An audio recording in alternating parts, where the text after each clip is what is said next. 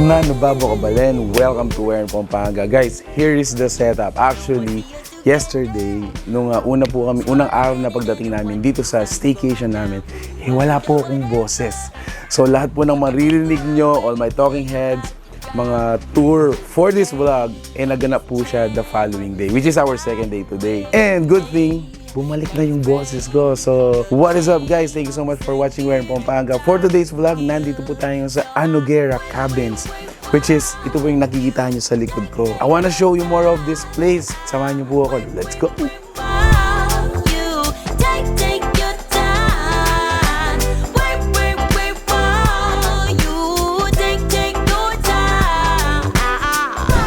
Alright, so, ayun nga guys. While the kids are actually enjoying the pool, let me introduce to you yung pinaka main cabin natin. So the entire structure has 3 rooms. The first one is the Bethel, and then the second one is the Mount Moriah, and then the third one is the Mount Sinai. So dun sa Bethel natin, when you come in, meron po siyang dalawang double bed. Now, each bed is actually a double bed. Yung room na yon, it can accommodate around 8 person. You can actually extend it dun sa additional mattress. So siguro hanggang 10 person, no? Now, yung Mount Moriah naman has 2 levels. So the first level, meron tayong parang king size bed. It can actually accommodate 2 to 3 person. Now, the second level, meron tayong dalawang bed, double size bed. Yung room na yon can accommodate siguro 7 and 8. And then lastly, yung Mount Sinai. So Mount Sinai natin is almost similar siya dun sa Mount Moriah. All in all, sleeping capacity natin dito, comfortably, you have 22 packs.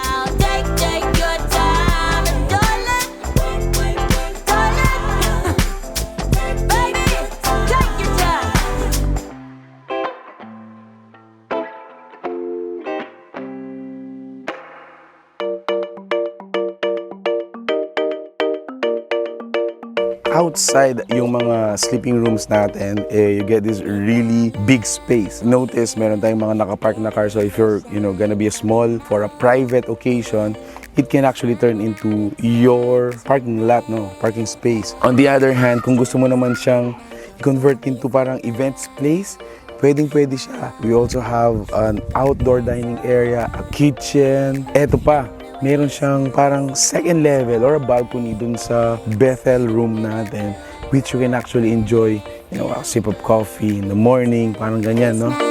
I wanna see you again. I could travel 1,000 miles just to feel your arms around me.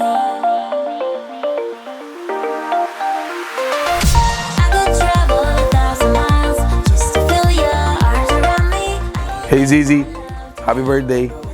You like your birthday? Alright. Luis. What's up guys? Let's go. Let's go. You guys good? Yo. Oh, yung dalawang natin. What's up? That was our experience. All in all, we love our stay dito. Ang sarap na tulog namin. Kahit konting oras lang dahil nga napuyat kami kagabi. But in the morning, we had a little breakfast.